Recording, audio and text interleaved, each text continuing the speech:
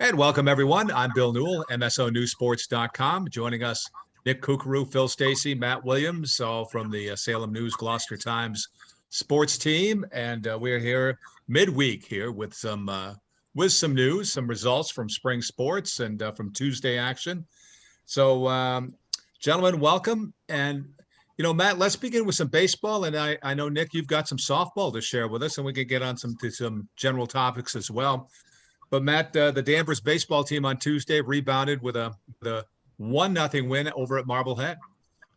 Yeah, Joe, I don't know how to say his name. It's Zamagitis, something like this. Almost beat Malden Catholic a week ago in the opener and, let it go late. The team did and comes back and strikes out 17 in a complete game shutout of Marblehead at Seaside Park. So nice job for Danvers. They lost their first two games in somewhat excruciating fashion, right? They had the lead going to the final inning against Malden Catholic and got walked off on, and then it started raining, so they didn't even get their seventh inning at bats, right? That's frustrating. And then they had a frustrating 3-hour loss to Gloucester. I think it was 11-9. Arrow could be pointing down on your season at that point, right? But to the Falcons' credit, they came back. They beat Saugus on Friday, played 3 days in a row. They beat Marblehead today. Now they're 2-2, even Steven, and they've played more games than any team in the area. A lot of our teams have only used 2 starting pitchers. Some of them have only used 1 starting pitcher so far. Danvers has already gone 3 deep, and they've done pretty well. Tyler Robinson, we know what he can do. Nolan Hill's got the win against Saugus, and obviously Joe Z is going to be the runaway leader in strikeouts. After this performance, so nice to see the Falcons bouncing back early in the year here. That's for sure. Yeah, nice Joe win. Z was a good way to handle that, Willie.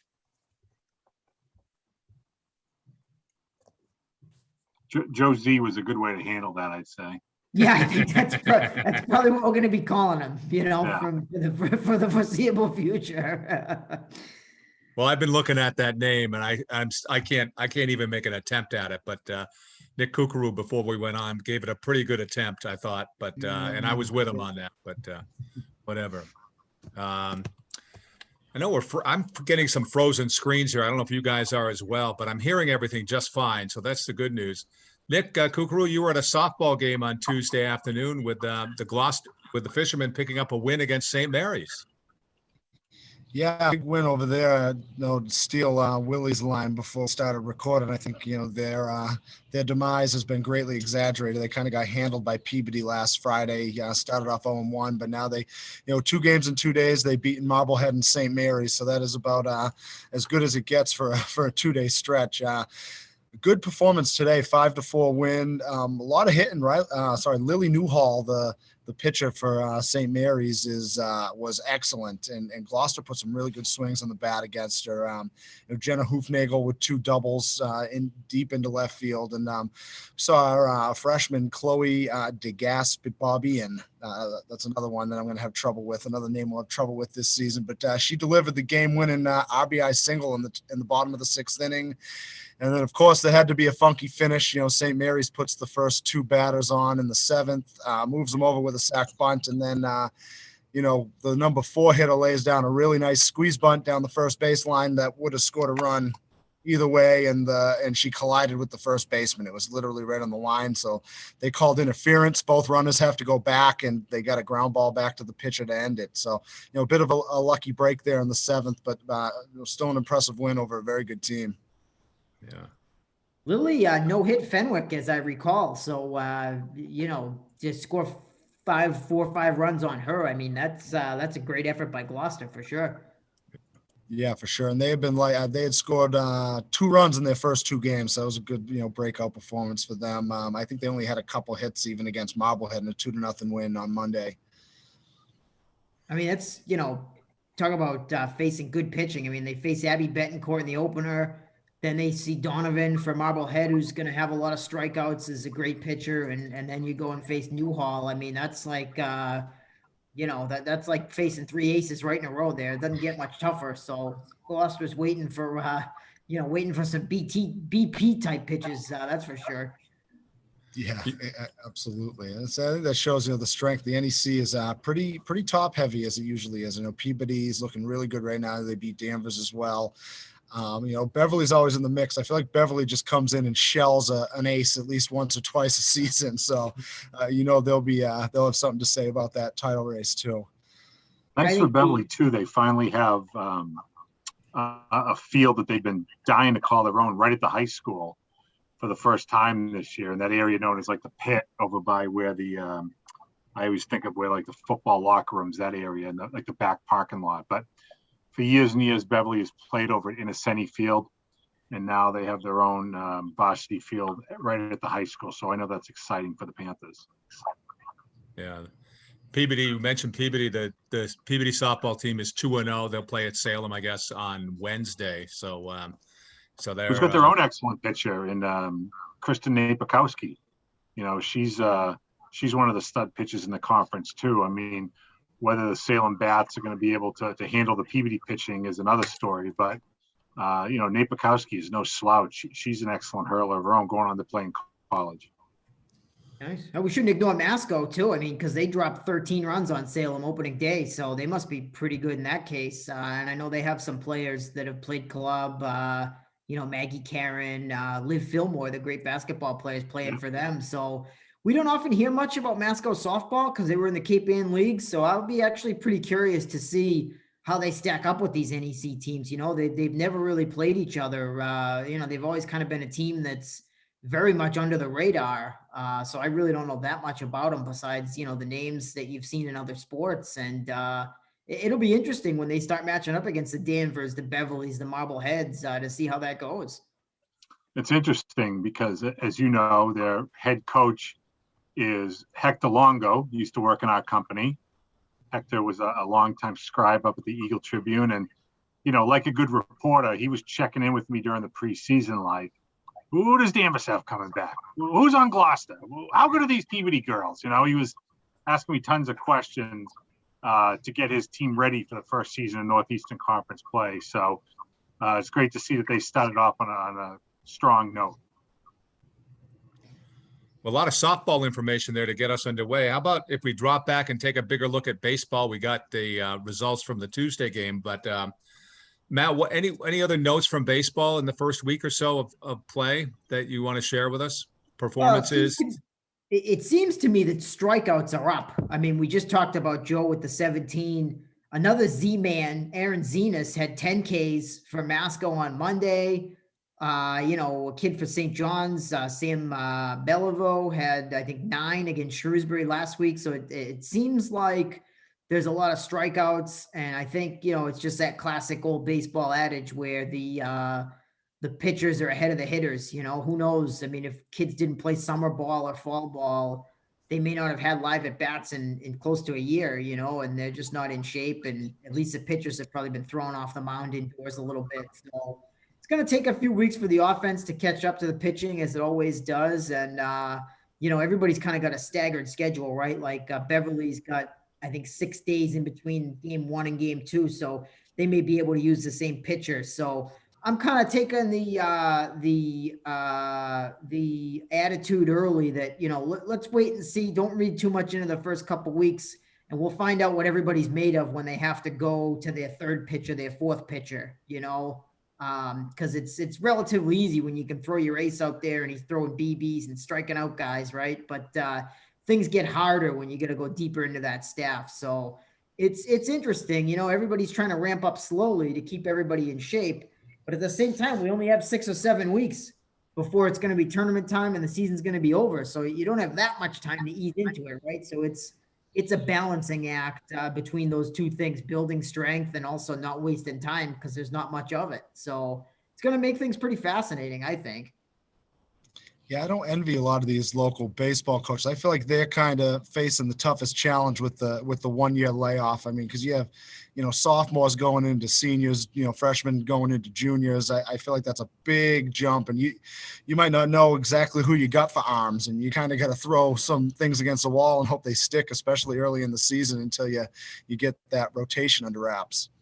And I do think that, even if these kids are playing club baseball or summer baseball, the seriousness of high school baseball is just a little bit different, just in terms of things like stepping out of the box to disrupt the pitcher's rhythm, not being nonchalant with leads or jumps on stolen bases and things of that nature that maybe get a little loosey-goosey in the summer because, everybody's trying to get their swings in and just improve and stuff, and it's not quite as competitive. So things like that you normally learn, those first few varsity innings when you're a younger player that maybe you didn't get to learn because you lost that year, I think could make a difference. I thought it was interesting when I saw Gloucester Danvers last week. Rory Gentili, the Gloucester manager, told me after the game, and I didn't even think of it, there are kids literally running the varsity bases for the first time. Mm-hmm. And in a tight game, last, seventh inning, do you go station to station? Do you try for the extra base and risk being thrown out at third or risk being thrown out at the plate? Do you play it safe? Do you take a chance? All these factors in, that can be difficult for, let's say, a junior who was a freshman the last time he was playing organized high school baseball. Now he's on the varsity being asked, we need you to go in there and pinch run, or, he gets on safely and we need you to get home somehow. That can be a lot of pressure on these guys. So it's going to be a lot of trial and error. And I tend to agree with you guys. I think in baseball, it's almost more amplified than some of the other sports.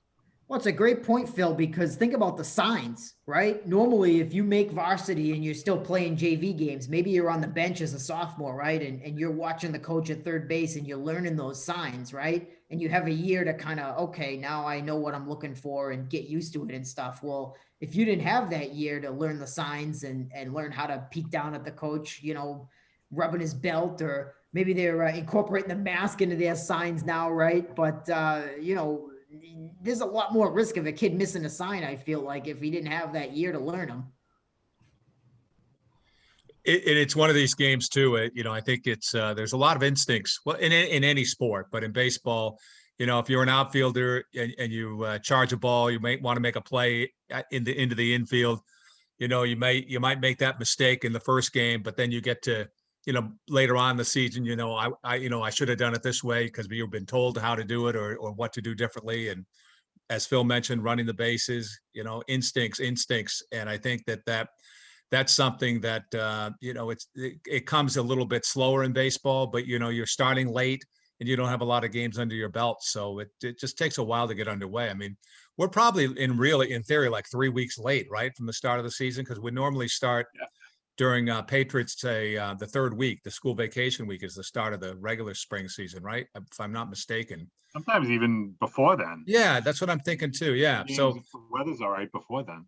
You could almost make a case where we're a month behind where we might normally be. But I'll tell you, as you know, Matt Williams, that first month or the first 2 weeks in April with a regular baseball season, the high school season, it's sometimes too cold to really play and get the feel of the game as well. So at least they're starting in May. Oh, for sure. Well, I want to jump to anything else you guys want to mention on baseball? Nick, anything else on baseball up there in Gloucester or the Cape Ann area? No, just teams kind of still finding the way, in the early going. Rockport's got a big one against Georgetown tonight. That's always interesting. But that's the late cap they're playing right now. Gotcha. Phil, I want you to talk a bit about the Salem News student athlete finalists that are being announced in the papers. That if they pick up the page, I know Will Shull of Marblehead was featured on Monday in Monday's paper. Student athlete, great write up. Really outstanding student athlete, and but maybe share a bit about that and how this whole process plays out here. Because it's a month-long process here in the Salem News, right? Yeah, sure. Be happy to. I guess the short story is that, like so many other things in the last 14 months, we've had to learn to change and adapt how we've presented this. So this is our 59th annual Salem News Student Athlete Award.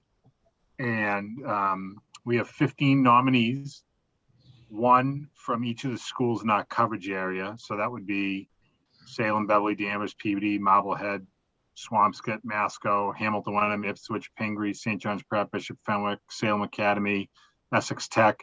And we do include Manchester, Essex. I mean, technically that's more Cook's area, but they've been involved with the program, I believe, since the start. So, you know, we made the decision long ago to include them in there.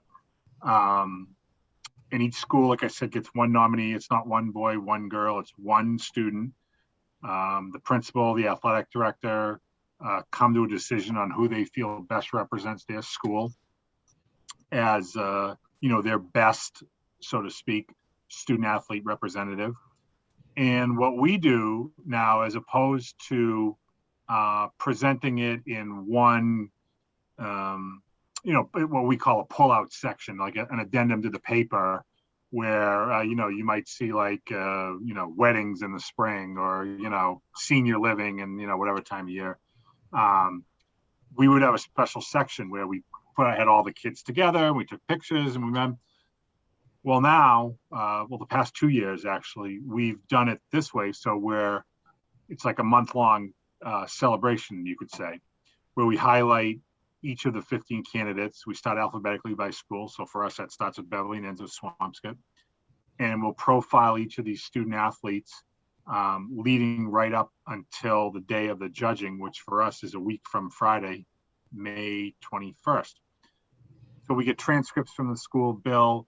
We get all their academic achievement, athletic accomplishments, all their extracurricular work. There's a lot of letters of recommendation, grade point averages, things they do off the field and outside the classroom, things like that. And what we, myself, Willie, and Nick Giannino do is compile these stories. We have the kids fill out a personality profile. You know, it's called like Meet, you know, in your case, Bill Newell, Meet Bill Newell, and what makes Bill Newell tick, and that kind of thing. What's your favorite book? What does being a leader mean to you? What's something nobody knows about you except those who are closest to you, kind of thing. And you really get to know these kids beyond just the baskets and the goals and the tennis wins and things like that.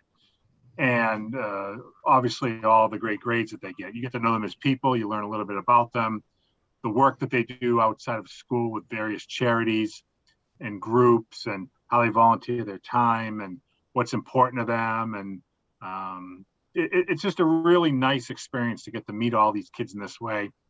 I do little quickie Zoom videos with them that run with these stories that people can see online, just a couple of questions to get a feel for who they are.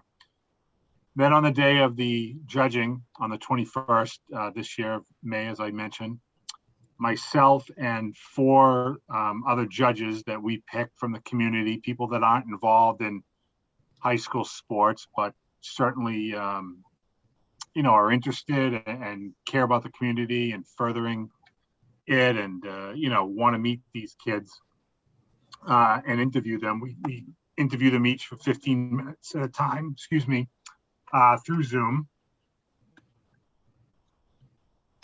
Try to get a better sense of who they are, because as you know, when you have 15 kids who are all, you know, A students with 1,400 SAT scores and are 2 and 3 sport captains and all stars and whatnot, you have to try to find a way to separate who's really the best representative. And that's where the interviews come in. So we interview all 15 kids. When that's through, the 5 of us put our heads together and try to come up with who we feel best represents the term student athlete for this year. Not an easy process, but we go through it, and we always end up picking somebody. Some years it's a lot easier than others, but we always end up picking somebody, and that's our student athlete winner. They get a nice scholarship check. They get their name engraved on a Paul Revere silver bowl. If you've ever seen our trophy, it kind of looks like the Stanley Cup with a base and the bowl up top. And they themselves get a replica bowl that they get to keep, and the school gets to keep the main bowl at their school to display for a year or so. So it's really a cool little process. We've had a lot of great winners over the years. Some terrific kids who went on to great things. I was just looking recently at some of the past winners we've had, and geez, I see one now is working at the White House in a prominent role under the Biden administration. So that's pretty cool. And that's obviously not reflective of what everyone goes on to do, but I just thought that was pretty neat that, they go on to even greater things once they leave the area, and it's representative of the great student athletes we have on the North Shore. Phil, it seems to me no matter who you pick, you're going to get a real winner. That's for sure out of the way that process works for sure. So yeah. So we'll look forward to that this month. Yeah. Yeah. Thank you. We had Morgan Bavardi in today's paper, Wednesday's paper. And next up, I believe, is Peabody. Is that right, Willie? Are you doing Peabody for Thursday? It sounds right. It's alphabetical order. So, sing your ABCs and you can figure it out for the listeners out there. Yep. Peabody, and then Pingree, and then next week we'll have the final four, and then our judging. There we go. Nice. So, Phil, I know you were at the Bruins. I don't know if anybody wants to comment on anything else. You got the Red Sox, Bruins, Celtics, anything like that you guys want to jump in on? I can touch on some boys lacrosse if we want. Oh, yeah, that's a good idea. Yep. Yeah. Stick with the high school stuff for the time being here. Yeah. So teams have been off to each team's played, more or less a couple of games. I mean, Pingree started its season early. They played 6, but everyone else is, 1 or 2 games so far. I've been out to 4 games already. And I can say that, St. John's Prep is a powerhouse. I think we expected them to be. They were very good 2 years ago when they reached the North Final before losing to Lincoln Sudbury. Last year, I think they had their sights set on a potential state championship before the year was canceled. So this year's group, the core group of 13 seniors they have this year, kind of made it their mission to do whatever they can to maybe make those dreams come true. And boy, do they have a ton of athleticism. I mean, not just great lacrosse players, but terrific athletes, very well conditioned. They pass the ball so well, as you'd expect with the better sports at St. John's Prep. They're extremely deep, all kinds of scoring. Great goaltender in Caden Quirk, who's the son of former Endicott and current Boston Cannons head coach Sean Quirk. So you figure he knows a thing or two about playing lacrosse. Great face-off guy, terrific middies, strong defenseman. They are going to be a handful for any team that they play this year, and I could see them making a long run. Good to see Peabody. They get off on the right foot Monday with a big win over Beverly, 15-3. That's the biggest margin of victory I can ever remember in 30 years, them beating Peabody. And I know they've had some great matches over the years, especially back in the days when it was Bob Danish coaching against Rick Mazzei. You remember those days, Bill? I do, yeah. But I mean, that was, we're dating ourselves here 25, 30 years ago. But this year's Peabody team, wow, really, really good. Jack Holden, 6 goals the other day. Anthony Betancourt with 3. Derek Patarelli, really strong game in net. They got, of course, the Division I player going to Bentley, Drew Lucas on defense. I think it's going to be a really strong team for Leo Schidler and his group. Of course, they're going to have to knock off Marblehead, which is still in the penthouse, and I think they don't plan on leaving there this year. They also beat Beverly in their opener and then trampled Winthrop on Monday. So they're off to a great start. I think they have 30-plus goals through 2 games. They're really, really playing well. A couple of new coaches. Beverly has a new coach, and Matt Reardon. He's a teacher at the high school. He's been involved in the program before. Hamilton Wenham has Rich Cook. They're taking on Ipswich tomorrow. Should be a good battle. And I do want to mention a nice start by Sean Parsons' team at Essex Tech. They've won their first 2 games, both over Northeast Regional. I think they want to tighten up a little bit defensively, but they're getting a lot of offense. You have Matthew Powers has 8 goals, 5 assists through the first 2 games, and Calvin Helene also has 8 goals along with 3 assists. So the Hawks are off to a great start, and that's what we got so far. Yeah, great to hear Bob Danish's name dropped. One of the real pioneers of lacrosse on the North Shore back when there weren't a lot of lacrosse. Danish Cup this Saturday night, Peabody Fenwick, under the Oh, lights at Coley Lee Field. There you go. I believe Willie's already got 3 reserved tickets. I mean, depends. I think since the Bruins are on Hockey Night in Canada, I might be on the couch at that time, but we'll see. As opposed to Jack? But yeah, I don't watch Nesson. Yeah. Thankfully, they're not a sponsor of the podcast, so I can say that out loud. They haven't really contributed much. You're right, Matt. Don't worry about it. I vote with my feet. That's the only thing we can do. You know, people say, you shouldn't complain about stuff if you're not prepared to take action. I say, okay, well, fine. I'm not watching, you know. It's the only vote I get. And, you know, they still get my money from the cable bill. So it really isn't much of a vote anyway.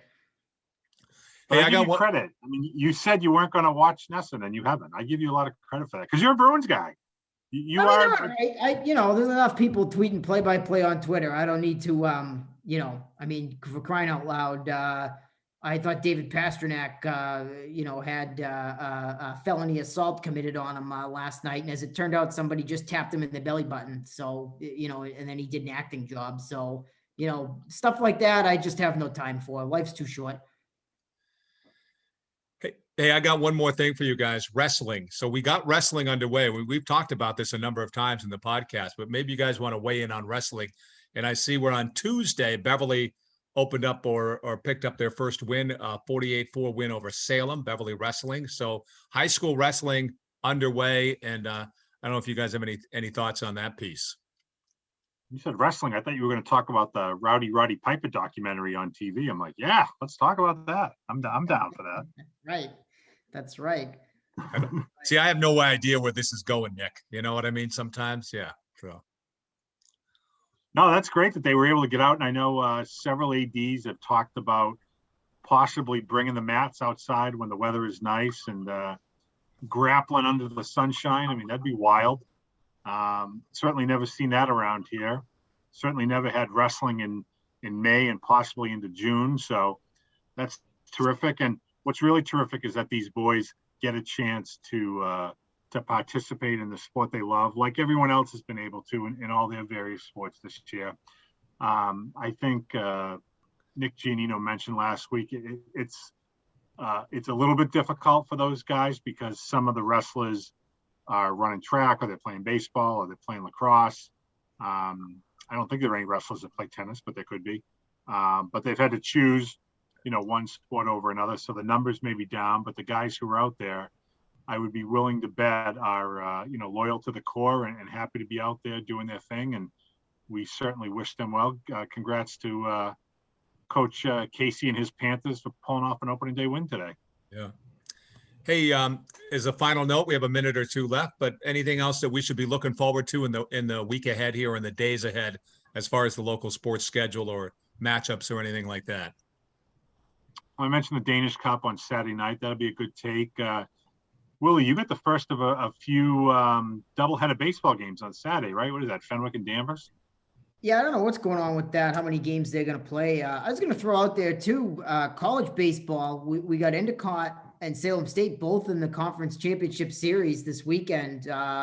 Salem State going to face Fitchburg State, and Endicott's going to face Salve. And there's players with North Shore ties on all 4 teams. So that's exciting. And of course, the Gulls won several CCC titles last weekend in softball. And they got a great pitcher out of St. Mary's, Michaela Hamill, that's ready to lead them into the national championship tournament. Men's lacrosse got back to the top of the mountain for the first time in a little while, I think 4 years since the aforementioned Coach Quirk retired. So that's cool for them. I think there's still an Abadi brother on that team. Yeah, and he's on that team, and Kevin Morency.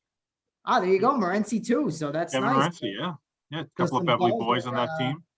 Some Gulls are flying to the, to the national tournament. So that's cool. And maybe some Vikings will be joining them this weekend. We'll see. Great. Well, gentlemen, great stuff. Always good seeing you. Have a great week ahead, and we'll talk again real soon. Good seeing you guys. Thanks, fellows.